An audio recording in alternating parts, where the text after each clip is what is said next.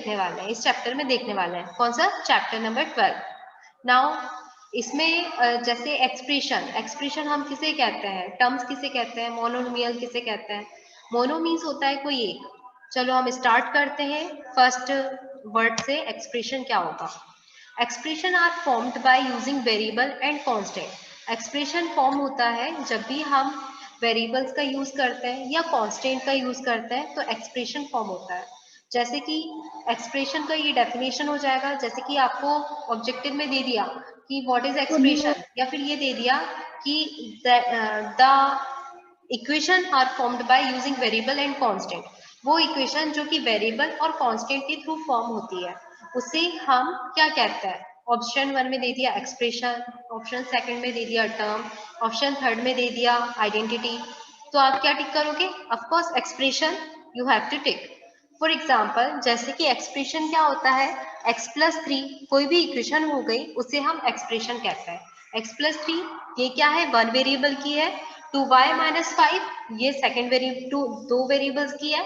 And 3x² ये भी one variable की है। 4xy+7 ये टू वेरिएबल्स की है। If we take the example of 2y-5, अगर हम 2y-5 के एग्जाम्पल लेते हैं, it is made up of y as the variable. ये किसका बना है? y इसमें वेरिएबल।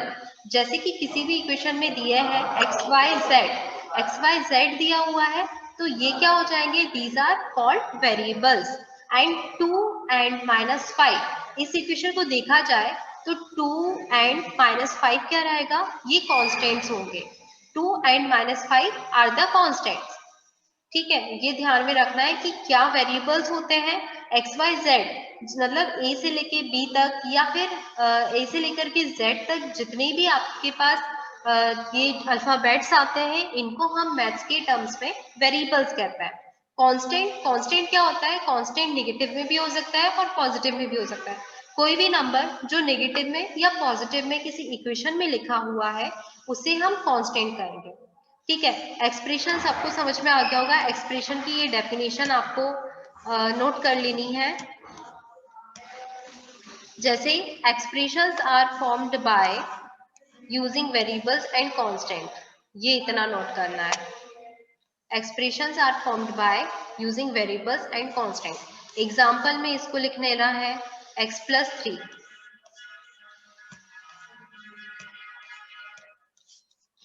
एग्जाम्पल में आप लिख लो x+3, कोई भी एक एग्जाम्पल, इन चारों में से कोई भी एक एग्जाम्पल नोट कर लो।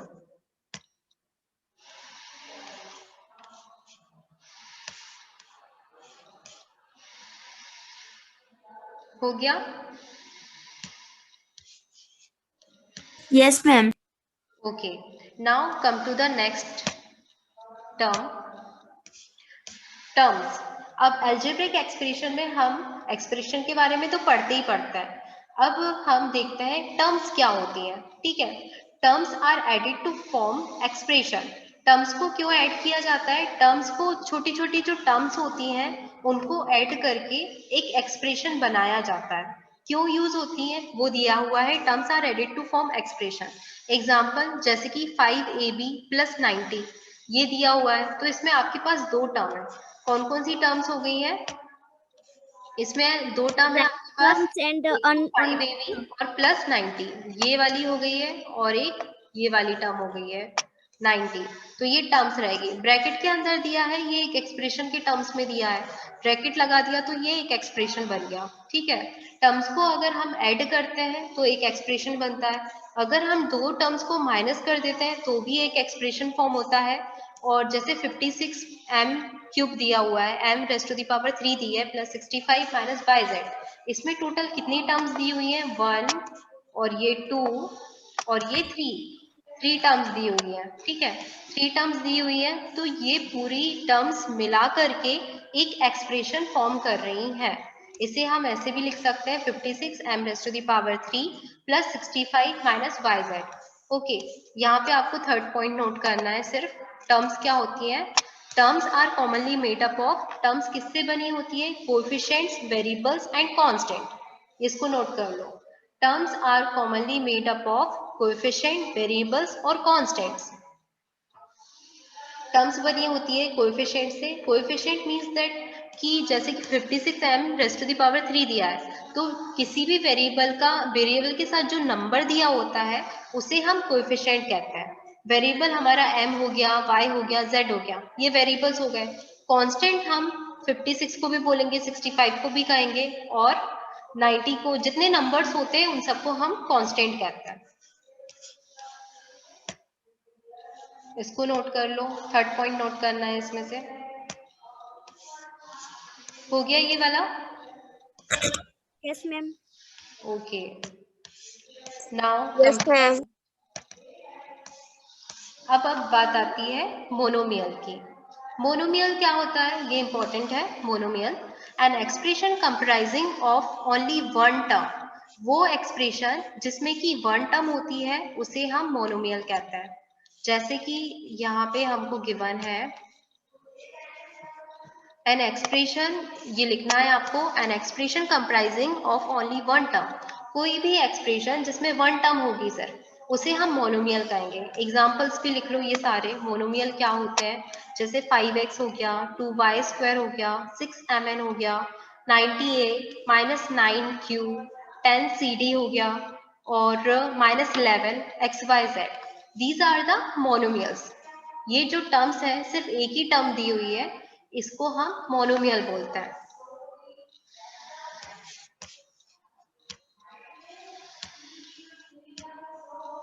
Now come to the next. ये लिख लिया monomial? Yes, ma'am. Yes, ma'am. Okay, binomial. अब बात करते हैं बाइनोमियल के बारे में। An expression having two terms, कोई भी एक्सप्रेशन जिसमें दो टर्म्स होती हैं, टू टर्म्स रहेंगी, उसे हम क्या कहेंगे, is known to be a binomial. अभी हमने पिछली बार में क्या पढ़ा था, an expression having one term, जिसमें वन टर्म थी उसे हम मोनोमियल कह रहे थे। अब यहाँ पे वर्ड चेंज हो गया, क्या हुआ, एन एक्सप्रेशन, कोई भी एक्सप्रेशन जिसमें दो टर्म्स है, टू टर्म्स है, उसे हम बाइनोमियल कहेंगे। फॉर एग्जाम्पल, जैसे कि यहाँ दिया हुआ है a प्लस बी गिवन है एंड एक्सप्रेशन, और फॉर एग्जाम्पल यहाँ पे ये अलग से दिया है 41 + 5m, दो टर्म्स आ रही हैं, a+4, 5 - 3xy, z² - 4y, 7x² - 4xy, 6y + 6 और 5k² - 4nk। इन सबको लिख लो।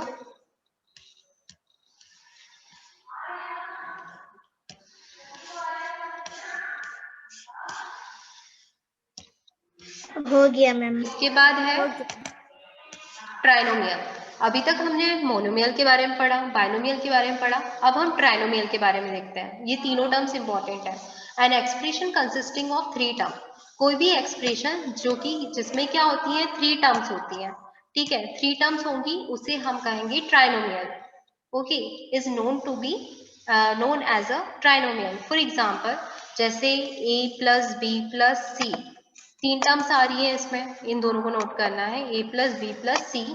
और for example 2x + 3y - 5, x³ y - xy³ + y³, 7x - 4y + 5, 5xy + 9zy + 3zx, और 6kl - 9op + 18। इन सब में क्या है, 3 टर्म्स आ रही हैं। कोई भी एक या दो एग्जाम्पल इसमें से नोट कर लेना कॉपी में। तो इसे हम कहते हैं ट्राइनोमियल। ओके, ट्राइनोमियल, बाइनोमियल और मोनोमियल तीनों क्लियर हो गए। अब इसके बाद come to the next, polynomial. Polynomial क्या होते हैं, in general an expression containing, किसी भी एक्सप्रेशन में वन और मोर, एक या एक से ज्यादा टर्म्स होती हैं, जिसमें कि with a non zero coefficient. Non zero coefficient क्या होता है, with variable having non negative exponent, वो वेरिएबल जिसमें कि नेगेटिव एक्सपोनेंट्स नहीं होते, उन्हें हम बोलते हैं पॉलिनोमियल। ठीक है, पॉलिनोमियल क्या होता है, ये भी, इसकी डेफिनेशन भी नोट करना है आपको। व्हाट इज पॉलिनोमियल पूछा जा सकता है, तो आपको ये डेफिनेशन लिखना है। अ पॉलिनोमियल में contain any number of terms, कोई भी पॉलिनोमियल में क्या हो सकता है, कितनी भी नंबर ऑफ टर्म्स हो सकती हैं, जैसे वन और मोर देन वन। 1 हो सकती है और एक से ज्यादा हो सकती है। For example a plus b plus c d. यहाँ पे आपको फर्स्ट पॉइंट लिखना है, सेकंड को छोड़ दो, वो ज्यादा नहीं है इंपॉर्टेंट। एंड फॉर एग्जाम्पल आपको कोई भी एक लिखना है, a plus b plus c plus d और 3xy 7xyz minus 10 2x plus 3y plus 7z।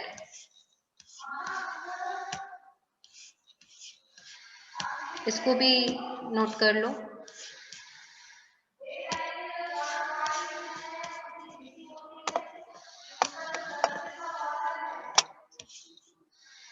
इसके बाद हम देखेंगे लाइक टर्म्स। लाइक टर्म्स क्या होंगी? Like terms are formed from the same variable. Like terms उनको कहते हैं जिसमें कि सेम वेरिएबल दिया रहता है। सेम वेरिएबल जैसे कि दोनों में x x दिए हुए हो, दो टर्म्स दिए हैं, दोनों टर्म्स में अगर x दिया है तो वो x दिया है तो वो सेम वेरिएबल की रहेगी। अगर x y दिया है तो वो अनलाइक टर्म्स में आ जाएगा। तो लाइक टर्म्स में क्या आएगा? Like terms are formed from the same variable. The powers of these variable have the same to be a like term. Powers जो रहेंगी इनकी क्या रहेंगी? सेम रहती है, जिसमें कि like term होती है। फर्स्ट पॉइंट आपको लिखना है, सेकेंड पॉइंट भी आपको नोट करना है। Coefficient of these like terms, जो कोएफिशिएंट होते हैं इन्हीं लाइक टर्म्स के, मे और मे नॉट बी सेम। वो सेम हो भी सकते, नहीं भी हो सकते, ठीक है। कोएफिशिएंट जैसे कि 7 8 हो गया या 5 7 हो गया, ये सारे कोएफिशिएंट होता है। एग्जांपल्स भी नोट कर लो इसके, 7xy 8xy, 5x square 7x square, 6xyz और xyz। इन सबको नोट करो।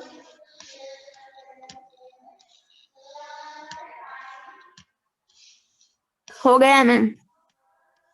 Okay,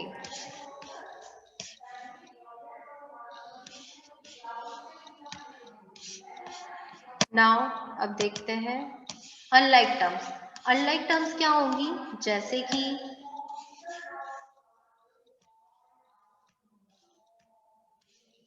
the terms that do not have the same variable, वो terms जिसमें कि same variables नहीं होते, same variable content are said to be unlike terms, उन्हें हम बोलते हैं unlike terms। फर्स्ट पॉइंट इसमें नोट करना है, in unlike terms the powers and the coefficient, unlike terms में जो powers और coefficient जो होंगे of the variable may not be the same, वो same हो भी सकते हैं। क्या नहीं आ रही? फॉर एग्जाम्पल जैसे कि अनलाइक टर्म्स में क्या आ जाएगा? 7k square and 11g, 7k square हो गया और 11g, 63xyz cube and KLM, 63xyz का क्यूब और KLM, OP and x, OP और x दिया हुआ है, ये क्या रहेंगे? ये रहेंगे अनलाइक टर्म्स। फॉर एग्जाम्पल भी दिया है और अनलाइक टर्म्स क्या होते हैं इसकी डेफिनेशन है, इसको नोट कर लो।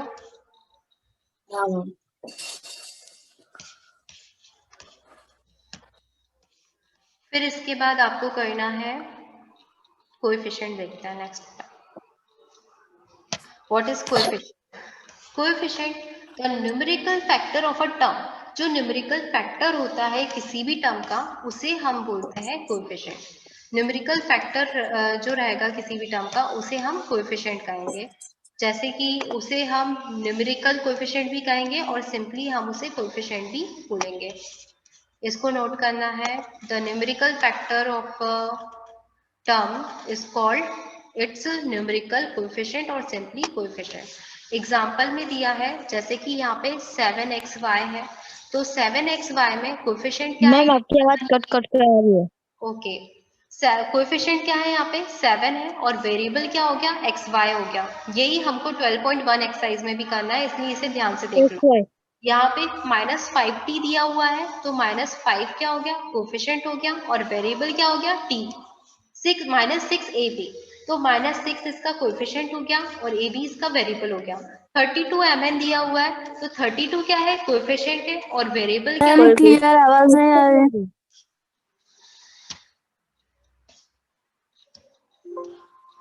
कोएफिशिएंट। हाँ मैम आपकी आवाज नहीं आ रही कर अच्छे से। ओके, स्क्रीन पे जो दिख रहा है स्लाइड दिख रही है, स्लाइड तो दिख रही है ना, उसे देखो और अच्छे से समझो।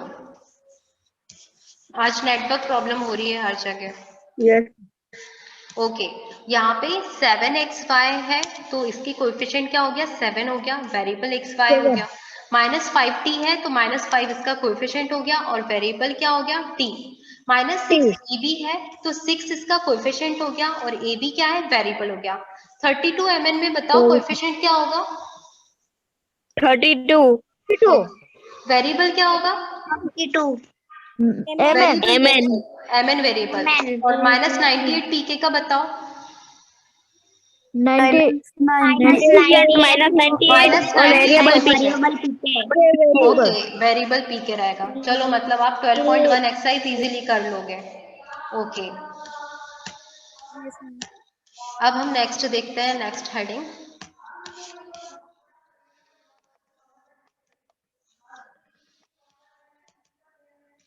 जैसे फैक्टर्स, फैक्टर्स क्या होंगे, terms themselves can be formed as a product of factors.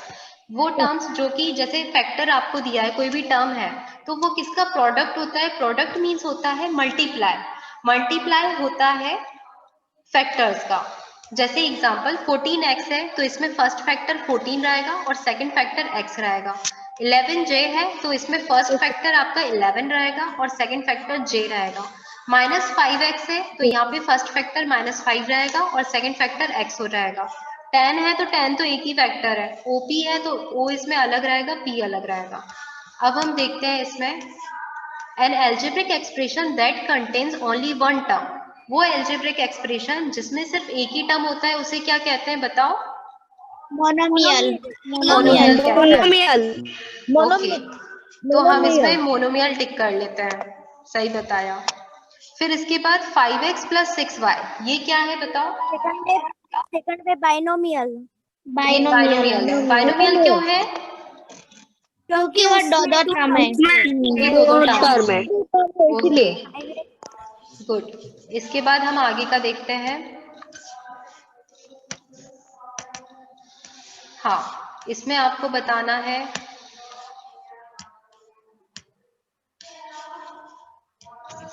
The algebraic expression 3x + 2y + 6, ये क्या है, बाइनोमियल। ये बाइनोमियल है। ये क्वेश्चंस इंपॉर्टेंट है, इनमें से आ सकता है एग्जाम में, ठीक है। तो ये क्या रहेगा, ये आपका क्या रहेगा, बाइनोमियल रहेगा कि ट्राइनोमियल रहेगा, बाइनोमियल। ओके, सही है। A polynomial contain dash number of terms, polynomial में कितनी टर्म्स होती है, 1 2 3 या एनी, बाइनोमियल में वन और मोर देन एनी आएगा। ओके, सही है, करेक्ट है।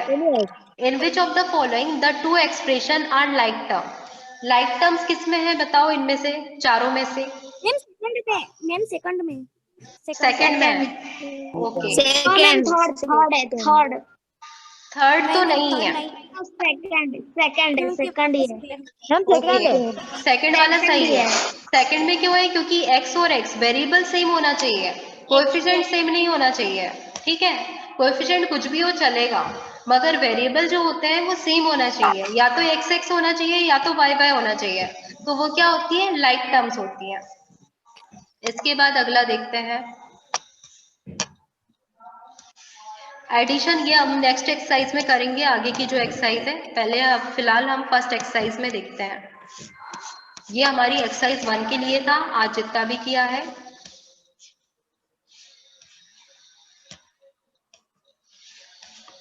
इसके बाद हम देखते हैं एक्सरसाइज 12.1। ओके, इस एक्सरसाइज पे आते हैं, algebraic expression exercise 12.1। Question number 1 आपको गिवन है, get the algebraic expression in the following cases. हमें एल्जेब्रिक एक्सप्रेशन देखना है इस केसेस में जिसमें कि वेरिएबल्स अलग से लिखना है, कांस्टेंट अलग से लिखना है, अरिथमेटिक ऑपरेशन अलग से लिखना है। तो फर्स्ट वाला पार्ट में दिया हुआ है subtraction of z from y, इसमें सीधे सीधे लिखा हुआ है कि आपको y में से क्या सब्ट्रैक्ट करना है, z सब्ट्रैक्ट करना है। तो सॉल्यूशन में आप क्या लिखोगे, लिख लोगे और माइनस में z लिख लोगे। इसे नोट कर लो, कॉपी में नोट करते चलो। 1/2 of the sum of number, मतलब हमें बोला गया 1/2 मतलब होता है आधा, ठीक है। तो 1/2 लिख सकते हैं हम। अब सम दिया हुआ है, सम मतलब होता है ऐड करना, तो x + y को हम ऐड कर देंगे और ब्रैकेट के बाहर हम क्या लिख देंगे, 1/2। इसको और सॉल्व किया तो हम क्या लिखेंगे, x प्लस वाई अपॉन 2। इसका आंसर क्या आएगा, x plus y upon 2। Come to the third part, the number z multiply by itself. अगर z को हम z से मल्टीप्लाई कर देंगे तो हमें क्या मिलेगा, z स्क्वायर मिलेगा। ओके, z स्क्वायर मिलेगा। इतना करा। Yes, ma'am. ओके, इसके बाद हम आगे बढ़ते हैं। Fourth, 1/4 of the product of numbers p and q। अब पहले वाले क्वेश्चन में क्या दिया हुआ था, 1/2 दिया हुआ था, ठीक है। अब इसमें 1/4 दिया है, फोर्थ मतलब होता है 4, तो हम 1/4 लिख लेंगे of the product. Product means होता है मल्टीप्लाई करना। मल्टीप्लाई किया हमने, नंबर्स क्या हो गए, p एंड q हो गए, तो p मल्टीप्लाई q लिख लेंगे। तो क्या बनेगा हमारा, इसे सॉल्व करेंगे तो pq अपॉन 4। PQ upon 4. Okay, very good. आगे बढ़ते हैं हम। इसके बाद part 5, numbers x and y both squared and added. जब भी नंबर्स जो रहेंगे, जैसे x स्क्वायर है और y स्क्वायर है, बोला गया है बोथ स्क्वायर्ड, स्क्वायर करना है, स्क्वायर करने के लिए x स्क्वायर कर दिया और y स्क्वायर कर दिया, एंड एडेड, एडेड लिखा हुआ है इसलिए हमने दोनों के बीच में प्लस साइन लगा दिया। तो इसको हमने कैसे लिख लिया, x square plus y square. इस टर्म्स में आपको लिखना है, जैसा क्वेश्चन में दिया हुआ है वैसे ही हमको सिर्फ लिखना है और कुछ नहीं करना। इतना कर लिया। Yes, ma'am. Come to the sixth part. Yes, ma'am. में आपको दिया है number 5 added to 3 times. Number 5 को हम ऐड करेंगे 3 times the product of a number m and n। m and n का मल्टीप्लाई में हमें 3 टाइम्स को हमने ऐड कर दिया। क्या ऐड किया, 5 ऐड किया, तो इसमें हम क्या लिखेंगे, 3mn प्लस 5। ओके, करेक्ट है। सेवेंथ का देखते हैं, product of numbers y and z subtracted from 10। Product जो रहेगा, प्रोडक्ट मतलब होता है मल्टीप्लाई, मल्टीप्लाई किसका कर रहे हैं, y मल्टीप्लाई z कर रहा है, ये सब्ट्रैक्ट हो रहा है, Multiply Z. 10 से सब्ट्रैक्ट हो रहा है, तो 10 से सब्ट्रैक्ट कर दो, 10 माइनस वाई मल्टीप्लाई जेड, तो हमारे पास आंसर क्या आएगा, 10 minus Y Z. Okay, very good. आगे बढ़ते हैं। एट्थ पार्ट में हमको दिया है sum of numbers A and B. जो नंबर्स है इनका सम है A and B subtracted from their product. ये इसके प्रोडक्ट से ही सब्ट्रैक्ट हो रहा है, प्रोडक्ट मतलब मल्टीप्लाई, तो ए मल्टीप्लाई बी, देयर किसके लिए बोला गया है, ए और बी के लिए बोला गया है। ए मल्टीप्लाई बी करेंगे, माइनस कर देंगे क्या, sum of numbers. Sum of numbers क्या है यहाँ पे, ए और बी है, ए प्लस बी, हम सब्ट्रैक्ट करके लिख देंगे, तो हमारे पास क्या आएगा, A B minus A plus B. Okay, very good. Question number second में आते हैं। अब ये हमारा फर्स्ट क्वेश्चन कंप्लीट हो चुका है। क्वेश्चन नंबर सेकंड में दिया है identify the terms and their factors in the following expression. हमें टर्म्स बताना है और फैक्टर्स बताना है जो एक्सप्रेशन दिया रहेगा, और इनको क्या करना है, ट्री डायग्राम के थ्रू शो करना है, ठीक है। जैसे x माइनस 3 दिया हुआ है, तो x माइनस 3 हम किसी भी इक्वेशन को एक्सप्रेशन कहते हैं, तो एक्सप्रेशन हमारा क्या हो जाएगा, x माइनस 3 ही हमारा एक्सप्रेशन हो जाएगा, ठीक है। टर्म्स इसमें क्या हो जाएंगी, टर्म्स इसमें दो रहेंगी, x एक टर्म रहेगी, कॉमा लगा के आपको लिखना है -3, तो ये दूसरा टर्म रहेगा। फैक्टर्स हमारे पास क्या रहेंगे, x रहेगा और -3 रहेगा। इसको नोट कर लो, फिर इसका ट्री डायग्राम बनाएंगे। Screenshot ले लिया. ओके, नाउ अब हम इसका देखते हैं ट्री डायग्राम कैसे बनाएंगे। x माइनस 3 दिया हुआ है, x को अलग से लिख लिया, -3 को अलग से लिखा। x को हम किससे मल्टीप्लाई करते हैं, 1 से, तो हमारे पास अगेन x मिलेगा, और -3 है, -3 को हम किससे मल्टीप्लाई करेंगे, -1 से, तो हमें -3 ही मिलेगा। इसलिए हमारा ट्री डायग्राम कैसा बनेगा, ऐसा बनेगा।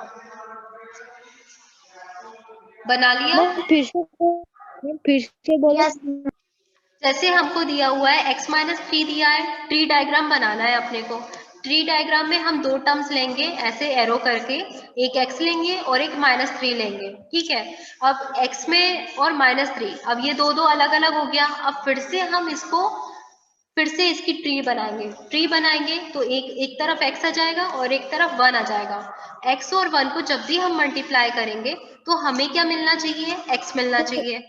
और इसी तरह से सेम -3 कब मिलेगा हमें, जब हम -3 को मल्टीप्लाई करेंगे -1 से, तो हमें -3 मिलेगा। तो -1 मल्टीप्लाई 3 तो इज इक्वल्स टू हमारे पास क्या आएगा, -3 ही आएगा। तो इस ट्री डायग्राम में आपको ऐसे करना है। Okay ma'am. स्क्रीनशॉट ले लो इसका। इसके बाद बी मैम वाला ले हम लिया। देखते हैं। बी पार्ट में भी सेम यही करना है। 1 + x + x² है। एक्सप्रेशन क्या हो जाएगा इसका, 1 + x + x²। 1 term 1 + x। अब इसमें टर्म्स क्या मिल रही है बताओ, 3 टर्म्स है इसमें, कौन कौन सी है बताओ। 1 1x and x². Okay, factors क्या मिल रहे हैं, 1x x²। फैक्टर्स बताओ आप, factors. 1x 1x x²। 1x and double x. हाँ, डबल एक्स कैसे आया, क्योंकि x² ऊपर दिया है, x मल्टीप्लाई x भी x² लिख whole सकते हैं, square. ठीक है। तो ये हमको फैक्टर्स मिलेंगे। इसका ट्री डायग्राम कैसे बन रहा है, 1 + x + x²। 3 है इसमें वेरिएबल्स, तो इसमें 3 हम बना लेंगे, 1 x और x²। अब हम फिर से ट्री बनाएंगे। 1 कब आता है हमें, जब 1 तब आता है जब हम 1 को 1 से मल्टीप्लाई करेंगे तो 1 मिलता है। और x कब मिलता है, x और 1 मल्टीप्लाई 1 करेंगे तो मिलता x मिलेगा। x² कब मिलेगा, जब हम x x का मिलेगा। मल्टीप्लाई करते हैं। तो ये हमारा ट्री डायग्राम हो गया। इसके बाद हम इसका देखते हैं y - y³। अब इसमें आप लोग बताओ मैम एक्सप्रेशन। 3 से मिलेगा। y minus y3. Okay, y - y y²। y³। Okay, terms क्या है इसमें, y minus y y y y minus y3. Okay, y⁻³ या तो y³, ऐसा आप बोल सकते हो। फैक्टर्स क्या क्या है, y हाँ y y y minus y3 by y. Okay. इसमें ऐसा दिया हुआ है फैक्टर्स y - y - y। अब हम ट्री डायग्राम बनाएंगे इसका। ट्री डायग्राम में हमें क्या करना है, दो टर्म्स दी हुई हैं, y दिया है, y³ दी है। y के लिए हम क्या बनाएंगे, y मल्टीप्लाई 1, तो इन दोनों का मल्टीप्लाई करेंगे तो y आ जाएगा, फिर -y एक अलग से रहेगा। तो इसमें आपका ट्री कैसे बनेगा, -1 बनेगा, y मल्टीप्लाई y। तो हमारे पास आंसर क्या आएगा, y - y³। इसका ट्री डायग्राम ऐसे बनेगा, इसको बना लो। हो गया मैम. इसके बाद हम देखते हैं 5x y² 5x y² और 7x² y, ठीक है। इसमें एक्सप्रेशन क्या दिया है आपको, 5x y² + 7x² y, ये एक्सप्रेशन हो जाएगा। टर्म्स इसमें दो हैं, कौन कौन सी है, 5x y² 7x² y। Terms हो गई। yx y² plus 7x square y. Okay, factors क्या क्या हो गए बताओ। 7x y। टाइम हमारा खत्म हो रहा है, ये दो और कर लेते हैं, फिर क्वेश्चन नंबर 2 के सेकंड पार्ट से कल करेंगे। फैक्टर्स क्या है, 5x y y 7x x y, ये हमारे फैक्टर्स हो जाएंगे। नाउ इसका ट्री डायग्राम कैसे बनेगा, इस तरीके से बनेगा, 5x y² 5x y² + 7x² y, ठीक है। अब इसको हमने दो में डिवाइड किया, 5x y² 7x² y, तो इसमें क्या आ जाएगा हमारे पास, 5x y y मल्टीप्लाई कर देंगे और 7x x y। Come to the last part, आज की क्लास का लास्ट पार्ट है, -ab + 2b² और -3a²। इसमें एक्सप्रेशन क्या बनेगा आपका, -ab + 2b² -3a, ठीक है। ये इसमें एक्सप्रेशन आएगा। Term same. टर्म्स क्या हो जाएंगी, -ab 2b² -3a²। फैक्टर्स क्या आ जाएंगे, minus A B to -a2b -3a -3a, ये आपके इसमें क्या रहेंगे, फैक्टर्स रहेंगे। नाउ अब फैक्टर इसका हम करते हैं ट्री डायग्राम, लास्ट है ये हमारा। ट्री डायग्राम इसका कैसे बनेगा, इस तरीके से बनेगा। इसमें 3 टर्म्स में डिवाइड कर लेंगे और इसमें क्या आ जाएगा, -1 ए बी मल्टीप्लाई कर देंगे तो 2 बी मल्टीप्लाई बी, 3 के लिए क्या आ जाएगा, -3a² के लिए -1 3 a मल्टीप्लाई a। इसको बना लो, फिर आगे की क्लास से करेंगे कल। मैम यस मैम पीडब्ल्यूटी कब होगा? वो होगा आपका फरवरी के आसपास।